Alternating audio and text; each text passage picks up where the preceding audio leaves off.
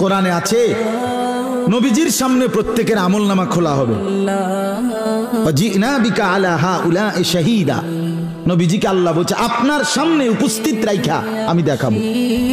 নবীজি আমলনামা দেখে আল্লাহর নবী জিজ্ঞেস করবে উম্মত এটা কি? উম্মত দিনের পর দিন ফজরের নামাজ কোথায়, জোহরের নামাজ কোথায়? উম্মত 30 বছরের ব্যবসার মধ্যে একটা হালাল নাই। সুদের এত টাকা দরকার, ঘুষের এত টাকা দরকার। উম্মত যৌবনের পুরাটা সময় মোবাইল দেখে, ছবি দেখে, নাচ গান দেখে, উলঙ্গ দৃশ্য দেখে নষ্ট করে ফেলেছ। আজ আমি কিসের সুপারিশ করব উম্মত? আমি এটা নিয়ে আমার আল্লাহর সামনে কেমনে দেখাবো? আমি কিভাবে বলবো?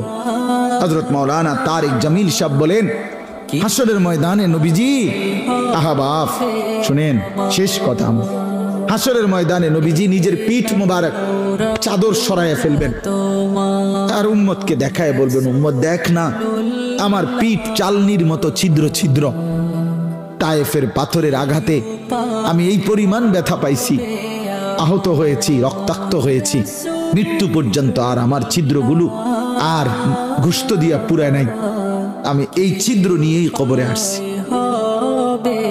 আমার 23 বছরের এই কষ্ট, এই আমানত, আমার উহুদের দান শহীদ, আমার পেটে পাথর বাঁধা, আমার সাহাবীদের এই শাহাদাত, আমার বেলালের এত কষ্ট, খাব্বাবের এত জুলুম নির্যাতন সহ্য করা, বিনিময় উম্মত কি নিয়ে আস, কি নিয়ে আস?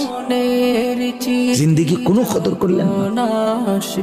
আবার বলছি ইন্নী লাকুম মিনহু নাযীরুম মুবিন, আল্লাহ বলছে নবী শুনাইছে 2 বার, পর পর 2 বার বলছে উম্মত আমি কিন্তু ভয় প্রদর্শন করব।